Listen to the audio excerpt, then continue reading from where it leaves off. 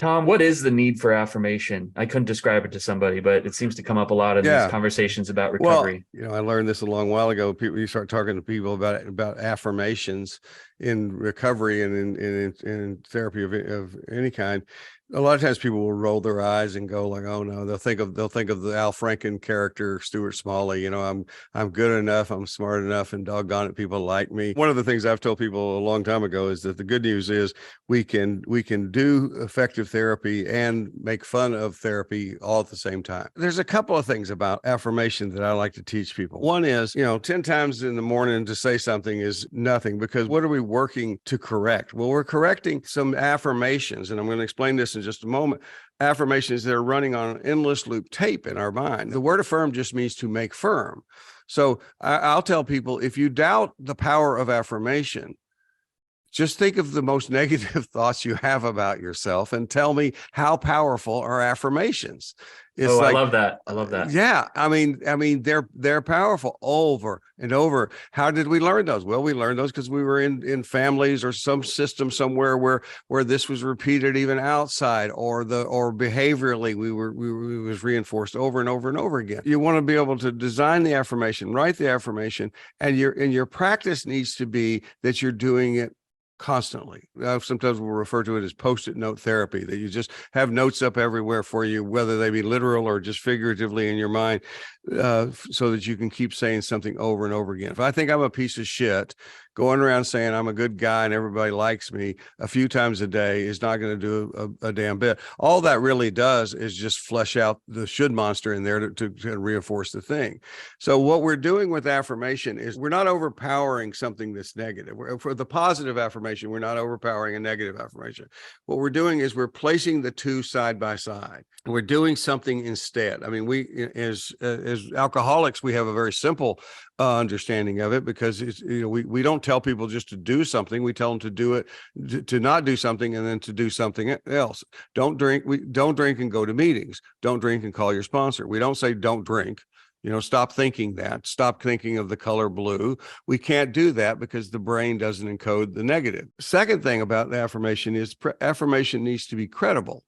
So if I say, I am if I think I'm an ugly guy, and I say I am the best looking man on the planet, it's like, well, that's not going to go anywhere, because I'm not. And it's like, that's not a matter of opinion. You can say beauty is in the eye of the beholder all you want. Matter of fact, I said to a client, this is when I was one of those times where I felt really old. I said to a client just a couple of years ago, I said, we were talking about this, and I said, I had to accept the fact that I was never going to be I was never going to look like Robert Redford.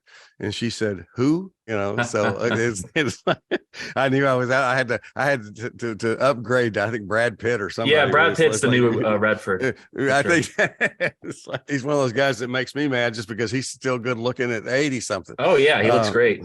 it's amazing, but the affirmation has to be credible. So the idea is, I'll use the example. I'll use the example sometimes of, if a negative thought is, and often they do come in the should monster uses form of hypothetical questions, is, you're an idiot, or why are you such an idiot?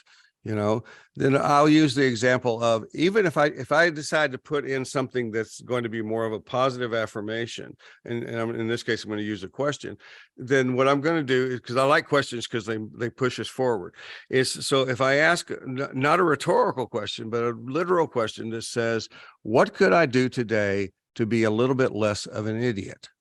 Okay.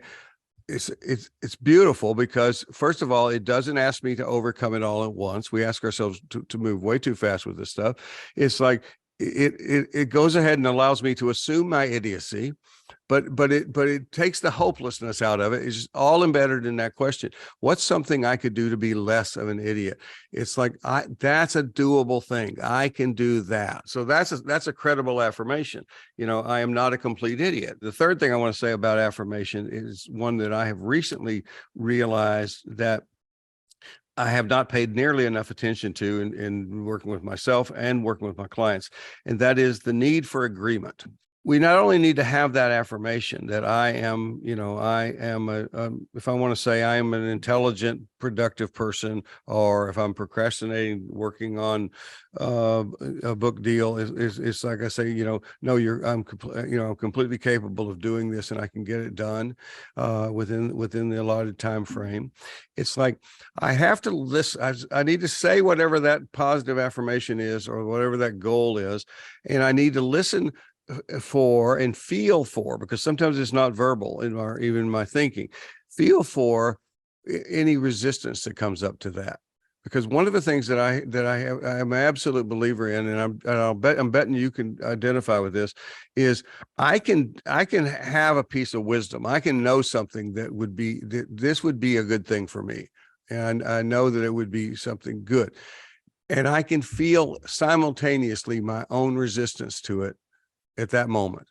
It's like, so basically what I say to people is that we end up with this sort of internal and intrapersonal isometric exercise where we have, and it's exhausting. If you just, as you put your hands together and push them, and just push them as hard as you can, and just keep doing that. And it's like, what happens? Well, it's exhausting. You're getting absolutely nowhere. So what we're working toward is to get to a place where there's a second voice in there. When I say, Thom, you can do this. I believe in you. It's like a parental voice for me a lot of times. You can do this. I believe in you. You absolutely need to do it, but you have to sit down, put yourself at the desk, and you have to get busy and do it.